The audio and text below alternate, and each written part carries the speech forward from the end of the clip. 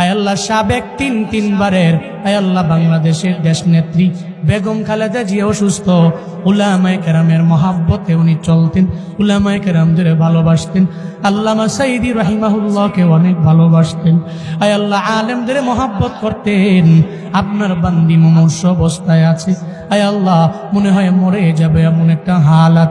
আয় আল্লাহ এই ক্লান্তি লগ্নে ওনার বাঁচার বড় দরকার, আপনি হায়াতে তৈয়বা দান করে দেন আল্লাহ।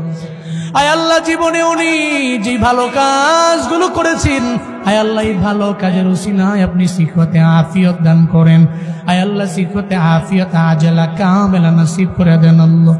আয় আল্লাহ সারা দেশের মানুষেরা উনার জন্য দোয়া করে, কেন দোয়া করে? আয় আল্লাহ ভালো মানুষের জন্য দোয়া করে।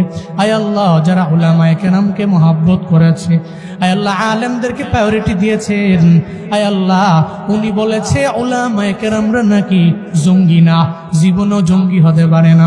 বাংলাদেশের উলামায়ে কেরাম নিয়ে যে কথা বলতে পারে সে উলামায়ে কেরামের অবশ্যই শুভাকাঙ্ক্ষী। আয় আল্লাহ এই জন্য আমরা উলামায়ে কেরামের আপনার দরওয়াজায় হাত বাড়াইলাম। আপনার বান্দিরে আপনি সিহতে আফিয়ত দান করেন, আজলা কামেলা নসিব করে দেন রে আল্লাহ। আর যদি বিদায় বেলা এসে যায়, আল্লাহ কালেমা পড়তে পড়তে কালেমার সাথে ঈমানের সাথে আপনি মরণ নসিব করিয়েন রে আমার আল্লাহ।